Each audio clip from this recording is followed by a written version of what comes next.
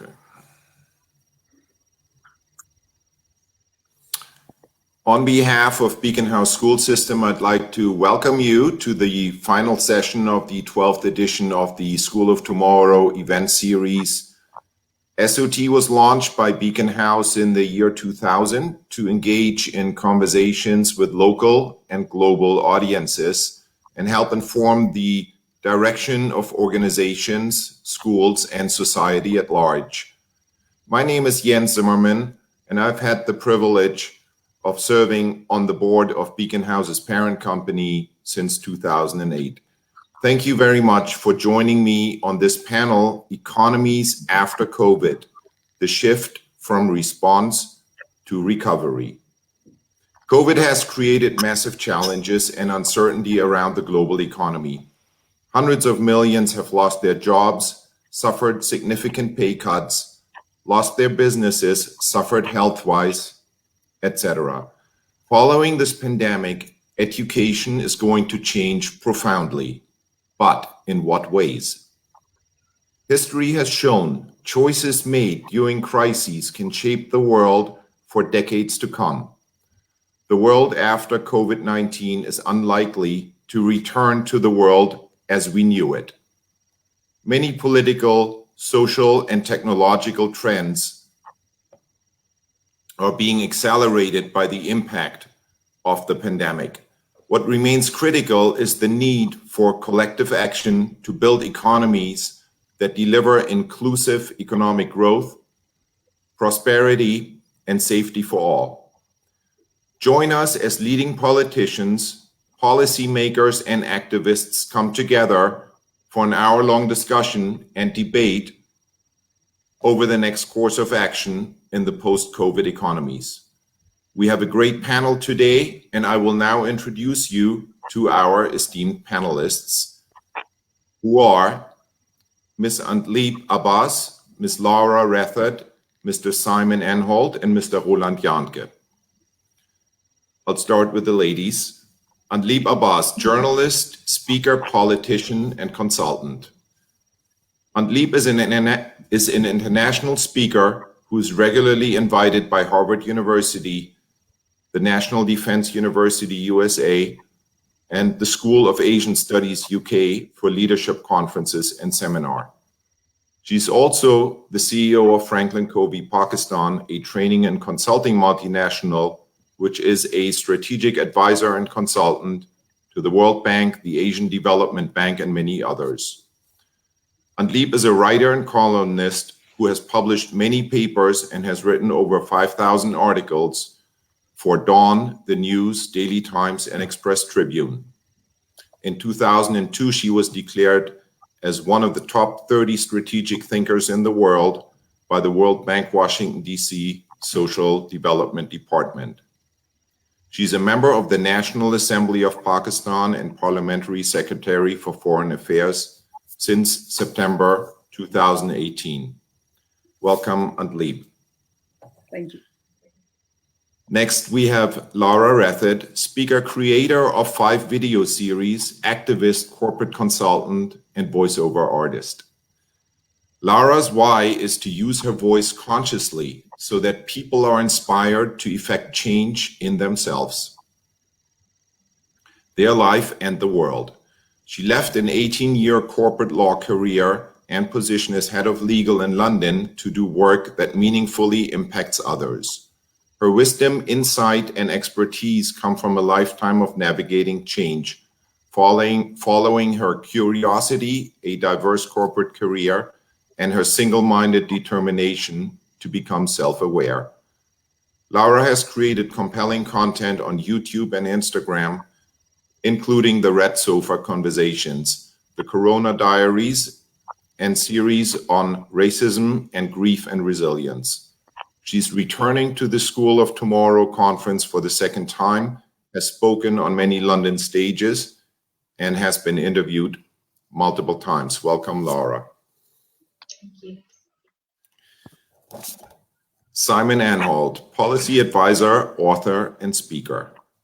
Simon is an independent policy advisor to the heads of state and governments of 57 countries. He publishes the Anholt, Ipsos, and Good Country Index, which ranks countries on their contributions to humanity and the planet.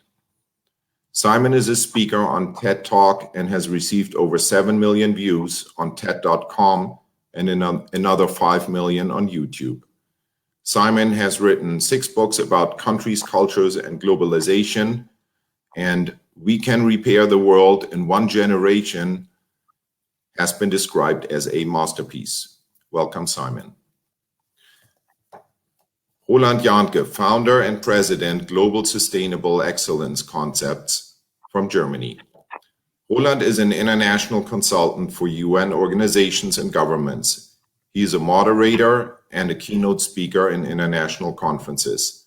He has had long-standing comprehensive knowledge and experience relating to the transformation of public administrations, large-scale companies and quality organizations to efficient international organizations and global players.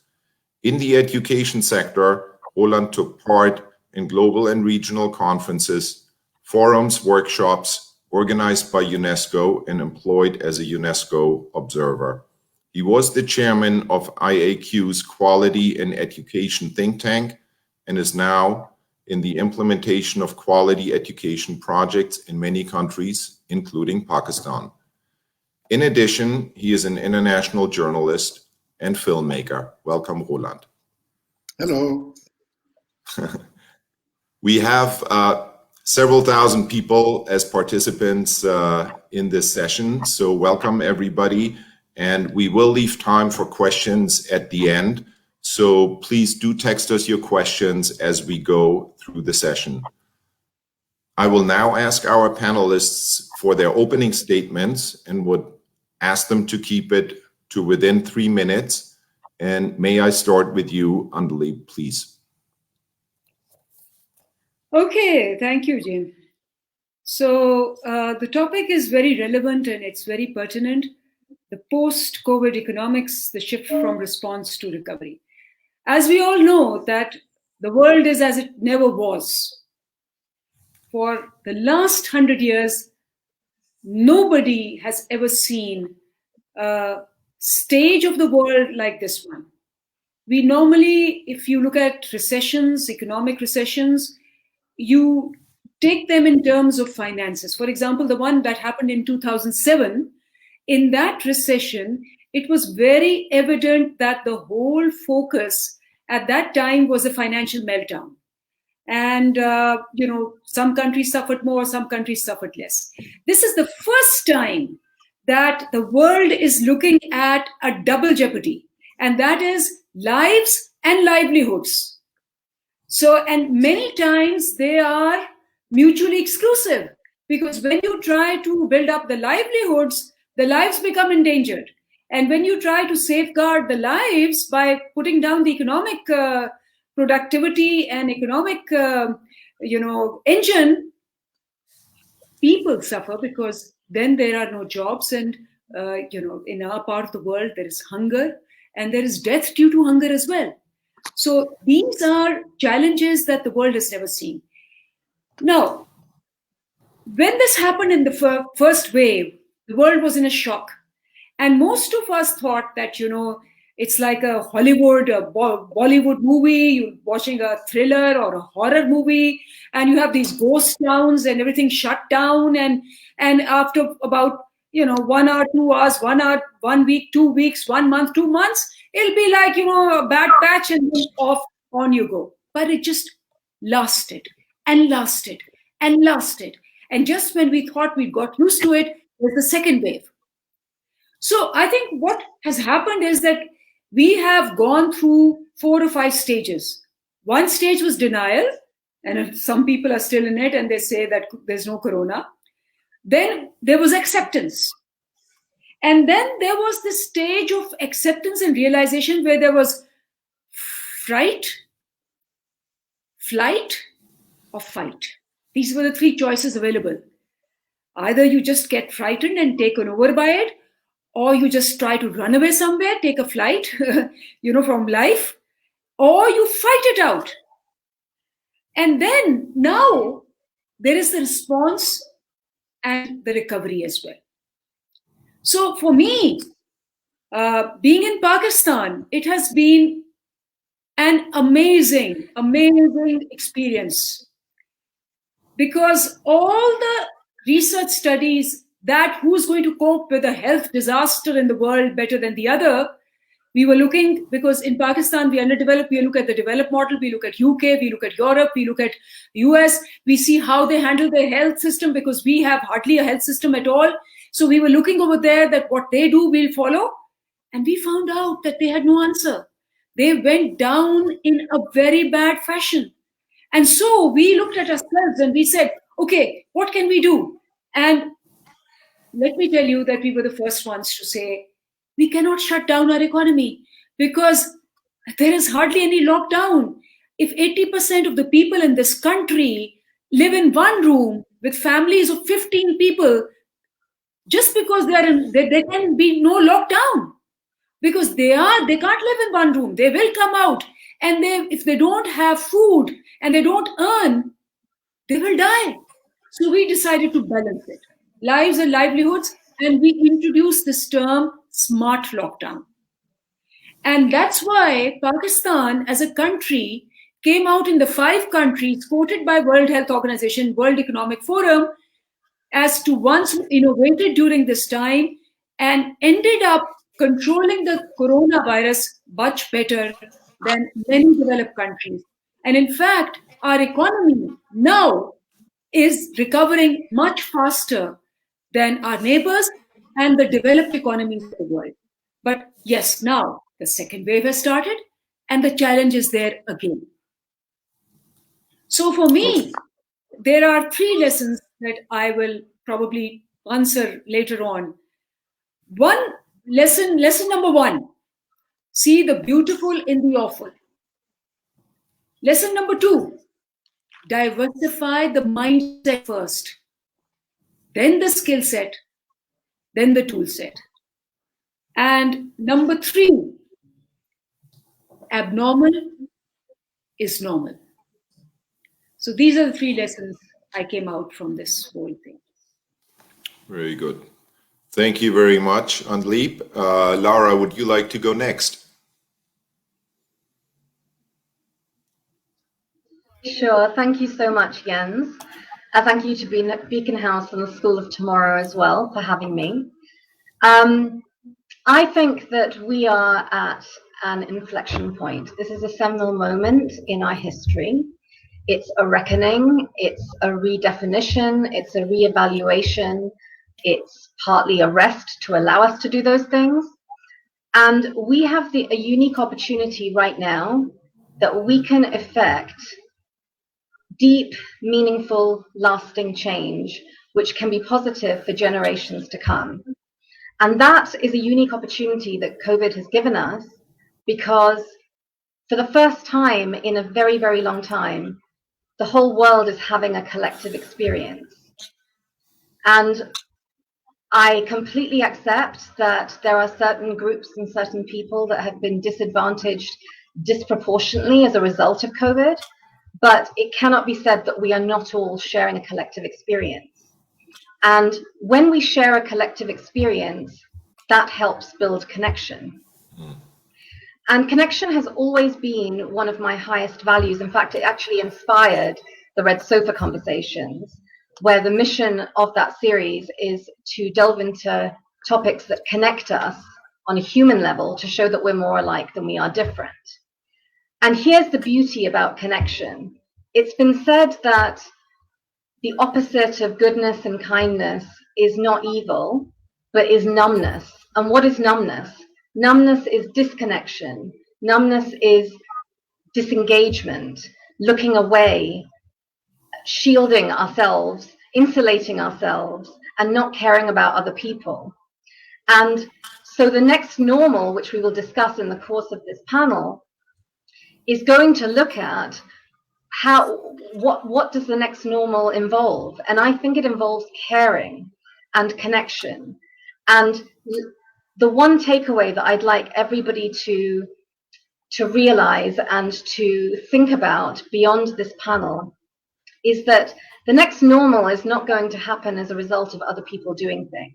We're not just going to be passively participating in the next normal. We can be agents of the next normal. We can create and define what the next normal is going to be. And we do that by using our voice, by standing in solidarity with those people whose voice is not heard as well, with the marginalized, with the oppressed. And in doing so, we can create a next normal that focuses on collaboration and cooperation over conflict and competition, and where the essence is unity over division. Thank you. Thank you very much, Lara. I'm hearing a lot of positivity, so I'm already feeling a lot better. Simon, would you like to go next? With pleasure. I agree so much with everything that Lara has just said. Our statements are going to be pretty similar. One of the things that this pandemic has done, apart from making us feel like a single species inhabiting a single planet, which is incredibly useful from time to time to remind us of that, it's also reminded us that we don't just have one problem. We have about 30 major existential global challenges facing humanity at the moment. And it's quite interesting if you stand back and look at all those challenges, from climate change and pandemics down to abuses of human rights, inequality, poverty, conflict, and all the rest of it. They all have basically one thing in common. They're all caused by human beings. And it's the behavior of people that causes and perpetuates these crises. So if we really want to change the world of crisis that we live in at the moment, we have to change humanity. And that's incredibly difficult to do. Persuading adults to change their minds is virtually impossible, but as Beacon House know very well, you can shape minds if you get them younger. And that's an awe-inspiring and terrifying responsibility. So hard to change the minds of adults, so easy to change the minds of children. And that's why education is quite rightly a sacred duty and very well protected against people who want to interfere with it. But the simple fact of the matter is that if we do want to fix all the problems, we are going to have to bring up a new generation of human beings all around the world who grow up with a common set of virtues, values, principles, and skill sets, who will run towards the grand challenges instead of running away from them, which is what my generation and previous generations have done. Now, we know that works because every now and again we see somebody like Greta Thunberg in Sweden, for example, who learned about climate change because they teach climate change in Swedish schools. And now, before she's even ready to leave school, she's rushing towards climate change and trying to fix it. It's amusing to me, you look at so many NGO websites and they all have the same sentence on them. They say, we must leave the world in a better state for our children. This would be a joke if it wasn't so funny. Like you're going to take climate change and you're going to fix it before you check out. Actually, the correct sentence is something much more like, and we must leave the next generation in a better state to fix our problems. Or better still, we have to work with them. What Greta Thunberg shows is that the young people have got the right attitude. They may not have the skills or the knowledge or the experience, but they do have the right attitude. We, the older generations, we may have the knowledge and the skills, but we sure as hell don't have the right attitude. So a grand collaboration between children and adults and all the nations of the world is absolutely essential if we're going to tackle all of these challenges. And then very briefly, in my last 20 seconds, the other thing we really need is to change the way that countries work together. There is a tradition of competition and conflict between the nation states, which has been the standard model since the signing of the Treaty of Westphalia, that countries are warring, competing tribes who try to steal advantage from each other. This has got to change. What we need for the future is a change in the culture of governance from fundamentally competitive to fundamentally collaborative. That doesn't rule out competition. Wisdom consists of merging the two. Competition is only a problem when it's the only altar at which we worship, and that's been the problem for the last 80 to 100 years. We have to start figuring out how to compete and collaborate at the same time. Thank you very much, Simon. I feel we have a lot of passion and experience on this panel. Roland, can you share with us your opening statement, please? Yeah, thanks. Thank you very much to let you know to participate at this session.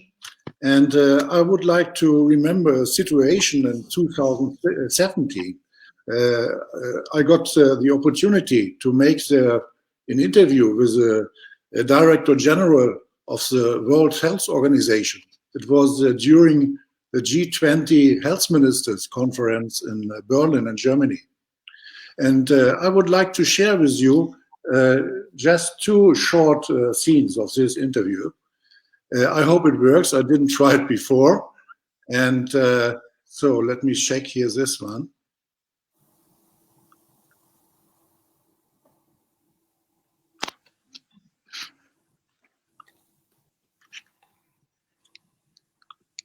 Threat that can move between countries, and because our borders are so porous, and also virus they do not need visas to go to different countries with very high volume of movement of people, goods and services in a globalized world. I think paying attention to health security, having the capacity and the ability to manage outbreak before it gets out of control, paying attention to another equally important subject, which is antimicrobial resistance. So I don't know if it worked, but to make it short, she gave a statement about the situation in 2017, about the situation of Ebola in West Africa. And so she described very well the situation, what is going on with the virus. So that means the central message for what I got from this statement was virus don't need visa. And I think this is exactly the situation what we have now. And what I learned from this is very early, we are all globally connected and we have a lot of interrelations international. And for this reason, I think we learned a lot of this, and we learned also that there is a link between a good healthcare system and economic growth. Exactly this topic what we are discussing today here. And of course, she brought it up to the point, what happened after this? What did we learn from this? We know very well that in 2019 and 20, this is what we are discussing now, something didn't work there with a global healthcare system, with a management system perhaps. So maybe there was too much, they needed too much time to communicate it, where this virus came from, and to inform the other countries, etc., like this. So it makes very clear what I learned about this is we need a very good healthcare system globally. This is very well managed so that we are able to go very fast with this kind of information. Otherwise, this is what we got here in 2019-20. There will be a lockdown. There's no other way. So to make it short, what I learned from this interview there and what they did, we need a very good healthcare system globally, and the most important thing, virus don't need visa. I think that's the central message, and maybe we can go later to these global issues what we have there, to this reflection point. Thank you. Okay, excellent. Well, I think we've heard some great opening statements, which also expressed a lot of hope and painted the future with opportunity. We heard that we need connections, we need behavior change, we need collaboration, and we need, of course, good healthcare systems which are connected to each other to fight back against the immediate health challenges. Maybe let's dig a little bit deeper and go more and think more about actionable advice. What exactly can can we as humans, can governments, can policymakers, can businesses do to shape that new normal and help the world come out better and thrive. Maybe if we can think of drilling down to beyond the high level to more actionable advice or thoughts. Simon, anything come to mind? Oddly enough, yes. Because I've just written a book trying to answer exactly that question, which you kindly mentioned in your introduction, although you got the title wrong. It's called The Good Country Equation. And in the book, I try to give answers to the two halves of that question. One, how do we change the behavior of humanity? Two, how do we change the behavior of governments? So let me start with the behavior of governments. I've done a lot of research into the way that countries regard each other and the way that people regard governments and other countries. And what I've discovered is that one of the most valuable assets for any country in the modern age is a good image. If a country has a powerful and positive image, it will automatically get more trade, more tourism, more investment, better cultural and diplomatic relations. This is why all countries want to promote their own images. That's why they all want a good image. So we all understand that. That's very straightforward. What creates a good image? Well, the research shows that the number one reason why countries have good images is because they are perceived to be principled players in the international community. The countries that people admire most are the countries that seem to be doing most to tackle the big challenges, climate change, the pandemic, and all the rest of it.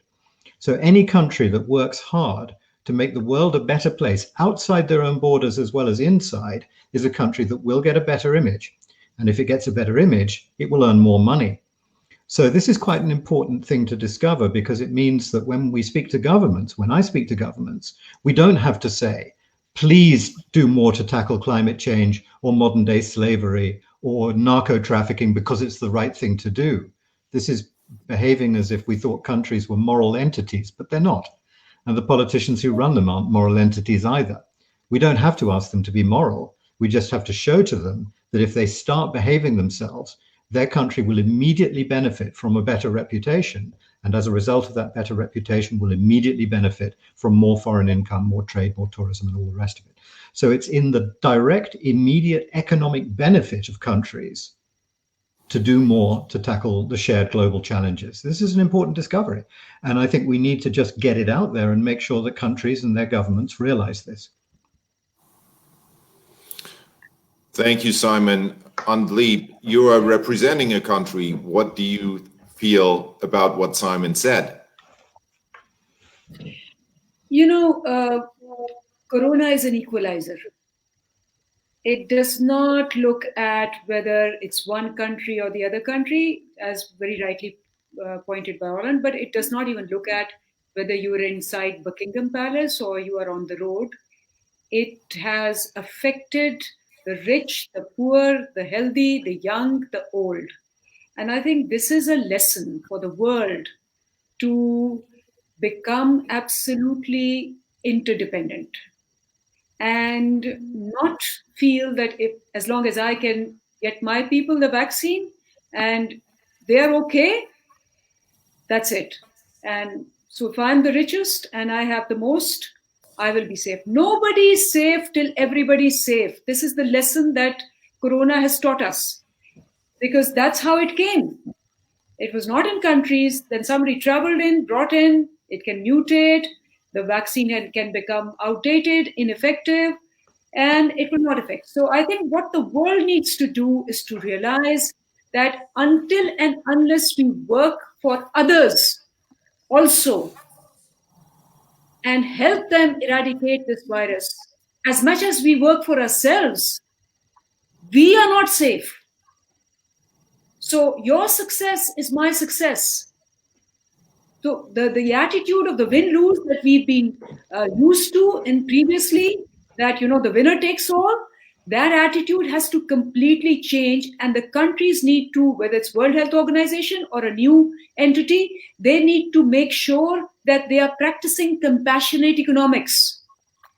And that compassionate economics means that you have to make sure that this interconnected universe is being shared, the knowledge, the technology, the resources. Otherwise, inequality in health is as bad as inequality in social class.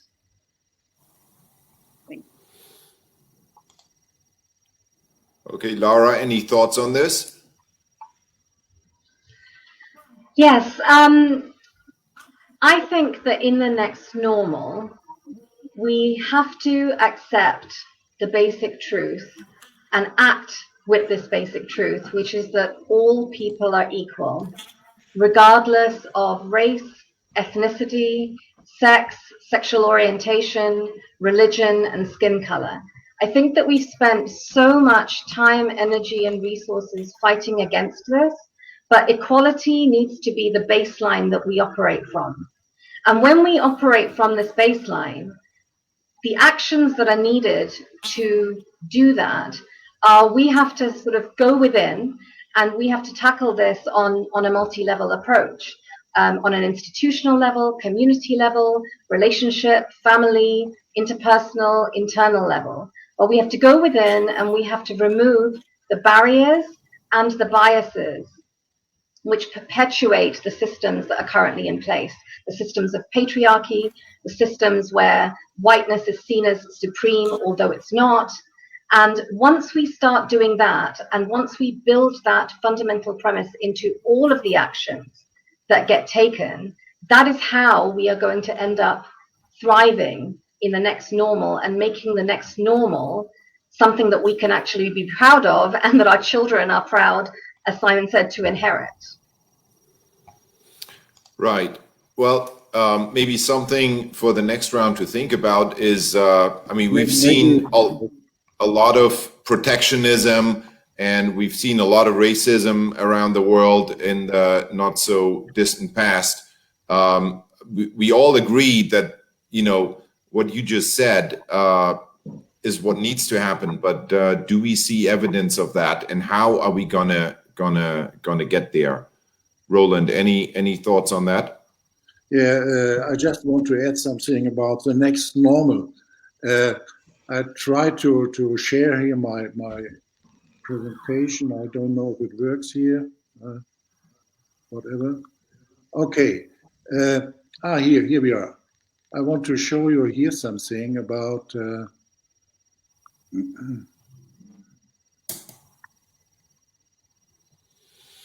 No, this doesn't work. I will explain by myself.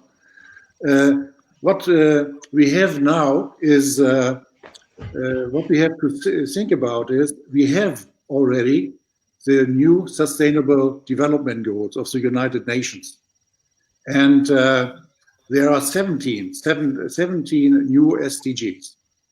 And so I think if we speak and discuss about the new normal, there are, in this framework, this is a discussion from 2015 about from the decision from the United Nations. And in this framework, there are a lot of things, what discussed also Lara, and what we think about healthcare, education, and all these things. And I think there are very clear SDGs for the future. If we speak now about economies in the future, what is the next normal? So we are just starting with these new SDGs, and we try to develop something to every SDG in the countries, in the companies, etc., like this. But I want to remember there are two important SDGs to our topic here to today. If we speak about economies, they are the SDGs 8 and 9, and there are very clear targets also defined to this new economy. What is the new normal? And the main messages is about decent work and sustainable economic future. I think these are very important issues. And also the SDG about innovative efforts from companies, from other organizations in the society and in the world. So just to summarize all this, for me, it's the framework for the next normal. It's still the framework of the United Nations about the 17 Sustainable Development Goals with 169 targets. So we have to do a lot to get this way and then to go further on. So I think every crisis has always also a good chance to change something. And now we are at this reflection point now to go forward and to find the next normal. So I think we have a lot of rules in these new SDGs of the United Nations. We have to develop them now and to find, to develop concepts in the nations and companies, etc., like this. There's a lot of work what we have to do, and then the next normal is coming up by itself, I think. Yeah? Thank you. Okay, Lara, can I challenge you on what you said and ask you if how hopeful you are that this change is actually going to come about, and if you see any evidence of it coming? I think that we have to be hopeful because if we're not hopeful, then we don't actually take action and try. I do see evidence of change. Very recently, actually, I think we've seen in the UK, we've seen companies stand up and do the right thing and take a stand on things. Recently, ITV, after the diversity performance, put out that advert to stand with diversity. Then Sainsbury's recently have released what has now become an incredibly controversial advert, but they made the decision to do this advert normalizing a Black family in society and was met with a lot of backlash. So I think that when we look at the choices that some companies are making to help contribute to a more equal normal, that's what gives me hope. I also see choices on the other side, but I'm choosing to focus on the actions that people are taking because it's very easy to post black squares and to claim solidarity in words only. But allyship is a verb, and values are living, breathing things. And so what really counts is what people do and not just what they say. Okay, great. At this time, let's take a pulse of everybody participating in this session, and including our panelists. And the question is, do you think the world economy in 2022 is going to be better, worse, or similar to the world economy in 2019? Would be keen to get people's view on that. And as people text their answers, maybe we can go around the panel and start with Andleeb. What do you think, Andleeb? Better, worse, or same? You're talking to an incorrigible optimist. And so I will definitely... That's why I'm starting with you, by the way. Every statistics, you need to know who's behind it to really understand the result, right? Yeah. I am very hopeful. I think this is a point where it's absolutely irreversible for us now to become better. And I think many countries have realized that. Many organizations have realized that. For example, work from home. It used to be such a problem, especially for women in our part of the world trying to balance their work-life balance. And, flexi time was something which was abnormal. Like I said, abnormal is normal now. So work from home, companies have actually realized that work from home is cheaper, it's more productive, it's more efficient. People can attend to their house and can attend to their productive needs also. And so work from home is going to cut costs, overheads of offices and transportation and logistics. And it's going to give a lot of flexibility to employees. I know people who are on the other side of the Atlantic and Mediterranean from their job places and sitting in there with their families, way remote areas, and are still working, something which the companies would never allow. And so I think that is a great change that has already come and will be changing the way employees, HR places, work, governments will be thinking and making policies. Number one. Number two, I think the main thing is that this particular crisis has, like I said, Black Lives Matter. This was something which has been there for a while, but this time it was not just where it happened that people stood up. All over the world, people stood up. You saw it in Europe, you saw it in Asia, you saw it, and you also saw that the momentum didn't fall off because everybody in the world realized the horror of what was going on. So I think that equality that we talk about and that realization that nobody's safe till we are safe, and injustice anywhere is injustice everywhere, that realization is going to be there and perhaps work in balancing the world a little more. Okay, thank you, Andleeb. I was trying to keep the question to the world economy. I think you've very elegantly broadened the scope of the question. Roland, what do you think? I think what do we need to thrive the next normal? I think I spoke about the new SDGs, and one important SDG in the future will be for me quality education. That's the SDG number 4, and for me quality education, that's this SDG is really in the heart of all the new SDGs, all of the new Sustainable Development Goals. And so quality education becomes a very, very important role in the future. And if you think about our conference organization is the School of Tomorrow. So I will spend there maybe 2 or 3 more sentences about this.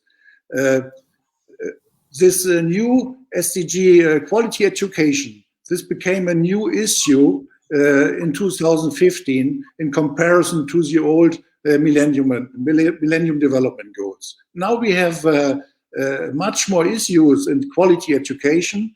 And what does it mean? Before we looked about, of course, this is still very important to bring children in school, in primary schools. That was in the Millennium Development Goals. Now, the new SDG, quality education, became a much, much more important role. Now we are talking about all levels in the education sector. That means we start from kindergarten up to primary, secondary schools, universities, and very important, lifelong learning. Now we have workforces in the world. They are coming up with new challenges if you think about new technology and all these things.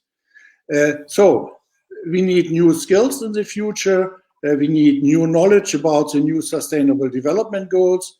And one other important thing I think is very relevant too. We spoke already about all of this is connected in the world. And one important target of this new quality education SDG is to develop global citizenship. That means we have now the opportunity to start really not only to talk about these challenges, but the point is we need good tools and a new curricula, or curriculum in schools, etc., like this, to develop the people to global citizens. I think that's the key for this knowledge and these kind of skills to use these global citizenship also in the future, not only in school, also in lifelong learning to develop the workforces, because we are all interconnected in the world, and etc. like this. Thank you, Roland. Just quickly, are you of the opinion that the world economy in 2022 will be better, worse, or similar to the one in 2019? In 2020, you mean 2022 versus 2019. 2022. Yes. Okay. Let's one year grace period. Yes. Yeah. Okay. So I think there will be a growth of the GDP, maybe in Germany, of 5%. Now we have a minus. Of maybe 5 to 10%, and in the future we will have the plus. Just another point to this: we are always talking about a crisis. We forget that in this crisis there are also many companies. It sounds strange, but there are also winners of this crisis. If I think about a very easy point. The people are no longer able to go shopping if we have the lockdown, etc. like this. But what happens? The people go now online and they make online shopping. And I can tell you I have some experience in logistics also. The numbers to deliver parcels, it's growing up immensely. That means what I want to say with this is there are also industries who got a better development during this crisis. It's not every industry is down or is minus or something like this. If you think about the IT sector, if you want to get a person to cooperate with your issue, maybe to get there some news for your laptop or whatever, it's not so easy to get people in IT sector. So in general, there's a plus and minus, that's for sure. And okay. Yes, of course, and I hope many of us on this in this session have invested in the big technology stocks. Of course. Simon, what is your view? Well, governments all around the world have taken on trillions of dollars of debt, and those are debts which need to be repaid. And I think if we imagine that they're going to be fully repaid and back in business and back to growth within 2 years, we've got another thing coming. I think by 2022, we'll still find that people, and in most countries, I would imagine the burden will fall disproportionately amongst the lower earners in society, as usual, are being hit with heavier and heavier taxes in an effort to repay that enormous debt burden. I think also if anybody imagines that entire economies are going to snap back to normal immediately, everybody's inoculated against the virus, they've also got another thing coming, because a lot of structural damage has been done to economies during this pandemic. A lot of companies have gone out of business and won't be able to start again very quickly, if at all. A lot of companies that didn't deserve to survive have been kept alive by government bailouts. The bailouts have to be repaid, and the zombie companies continue to offer and drain away value from the economy. So I see the opportunities, of course, and one of the things that's very heartening at the moment is that a number of sensible governments are beginning to invest much more seriously in the green economy than they have done in the past, simply because that's where so much of the future growth is clearly going to be. It is a balance, it's not all bleak, but I think 2022 is very soon to be thinking about full recovery. Okay, some caution. Lara, what's your view? I agree with a lot of the things that the panel have said, and one of the things that I would focus on is leadership. And COVID has given us the ability to have a look and see how different countries and different people in charge of governments and different governments themselves have dealt with the crisis. And I think that in order for the economy and in order for organizations to flourish and for people to flourish, because when we start talking about economies and societies and politics. You know, what we're really talking about, they're not abstract concepts. We're talking about people, people's lives, people's humanity. And so in order for there to be a resurrection and there to be a more successful future in 2022, we really have to look at the people that we call leaders and not use that term lightly, because a leader is somebody who has integrity and who has that integrity and that character inspires safety and trust. And we can all be leaders in our sphere of influence, in all the realms of our life, you know, professionally, publicly, privately. But if we're talking about leaders of organizations, they have to be morally courageous leaders to make sound decisions that are going to get us to a place where the economy is coming back better. And that's going to mean putting the well-being of their people at the heart of it, making decisions where in a pinch, where they have to, they're putting people before profits. They're making decisions. They're looking after their employees' mental health. They're creating environments of psychological safety and social cohesion. And when these leaders are doing this, they are actually showing by their actions what values are enshrined in the company. Because value just, you know, what you see on pretty posters and what's said in interviews. Values come through with every single action and decision, and that shows that to things like mental health and representation and psychological safety.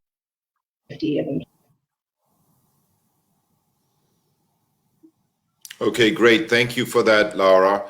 As we are almost at the end of our session, can we maybe have one round of final thoughts from every panelist? Andleeb, may I start with you?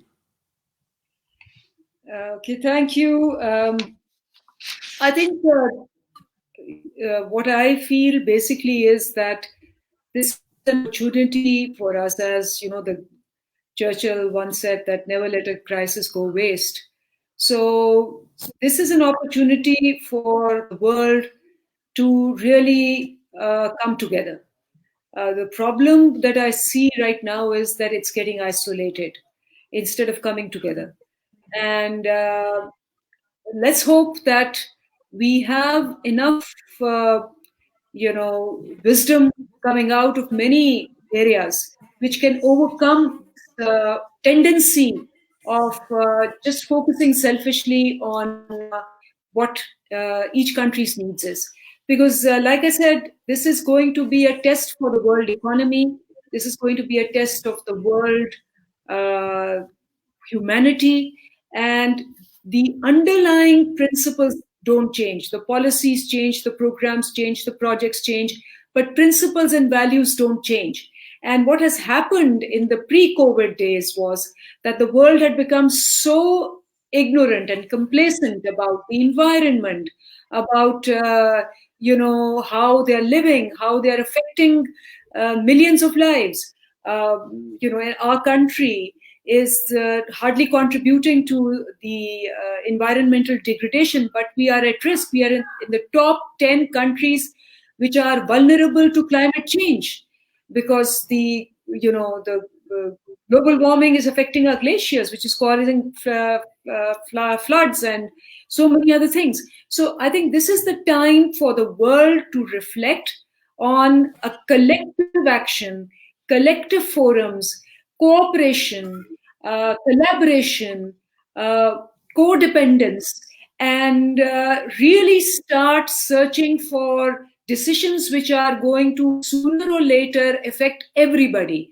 So this is where the opportunity to become a world community is. This is where the opportunity is that we have learned and seen that countries who go through this stress and come out stronger and come out more resolved will be able to make this world a better place for our future generations. Thank you, Andleeb. Roland, would you like to share your thoughts, please? Yeah, I just note here 3 points. Point number 1 is, for me, we need to develop a global mindset. I spoke about global citizenship, very important for me. The other point is multilateralism. If you speak about connection with other countries, with other governments of other countries in the world, we need a good culture there, a good communication. And so this is also a very important point for me. And let me share the last point is quality management and quality culture in companies and organizations. I think this is key to develop the new sustainable development goals. We really need good quality culture in organizations to go the next step and integrate it with the new sustainable development goals. So I could talk much more, but these 3 points what I have in mind. Excellent. Simon? Two things which I think would be very helpful to work towards. The first one is, again, on the subject of education. Roland mentioned SDG 4 and the target of global citizenship education within that. I think the time has come where we have to agree that education is the solution to a great many of our problems. And therefore, the time has come, I think, to try to get a global agreement on what the basic values and principles of education should be for the next generation of children all around the world. So one of the things that I'm recommending is that we have a big online global discussion, which thanks to artificial intelligence is quite easy to moderate these days with an unlimited number of people from every single one of the 195 countries around the world, and get an agreement on the basic values that we all agree we want all of our children to learn while they're at school, irrespective of cultural, racial, linguistic, or historical differences. And then once we've done that, we should turn it into a global compact on educational values, which is universal. We should get all the education ministers in the world to sign up to it, and we start implementing it in our schools immediately with no more time to waste. There's a lot of this stuff already going on, but it's just too fragmented. There needs to be a global accord on this.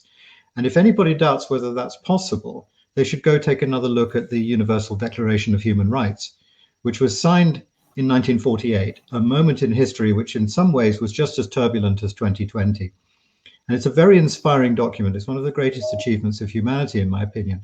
And it shows that when humanity really does need to agree on things, no matter how culturally sensitive they are, it can. And I think the time has come for us to do that again for education right now. And the other thing I think we should do, and again, this is also something I'm working on, is to try to start measuring the performance of countries in a much different way. Instead of constantly rewarding and praising countries for the amount of growth that they produce, or the size of their GDP or their GNI, I think we should start praising countries for their ability to cooperate and collaborate with other countries and produce common benefits for all countries. So I have a survey I publish every year called the Good Country Index, which tries to do exactly that. The latest edition was published yesterday. I'm glad to say that Sweden was the goodest country on earth relative to the size of its economy. It does more for the world outside its own borders than any other country.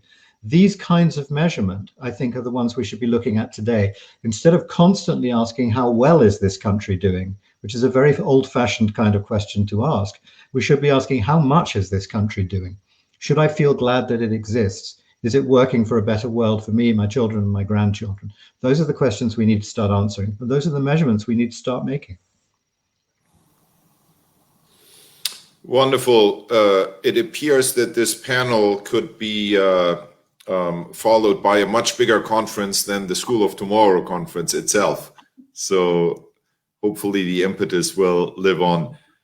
Final words from Lara, please. I know that time is short, so I'll keep it very quick. In terms of education, I agree that that's the way forward, and there are certain things that I tangibly would like to see implemented in terms of education, where children, these are enshrined within the whole of the school system. So it's not just one class, it feeds its way all the way through, and we teach our children empathy, resilience, we redefine what failure is. Failure is a step to success. We inspire their curiosity, we inspire their creativity, and we teach them digital hygiene and digital literacy to help them realize what boundaries they need to set with technology. Thank you so much. Well, we are unfortunately out of time. It's been an absolute pleasure to be part of this panel, and I want to thank all the panelists for their participation and thoughtful contributions, and for everybody else for their participation. So thank you very much. Thank you, Beacon House, for organizing this wonderful conference, and we'll see you the next time. Thank you very much. Bye-bye. Thank you so much. Okay, bye. Thank you. Bye. Bye.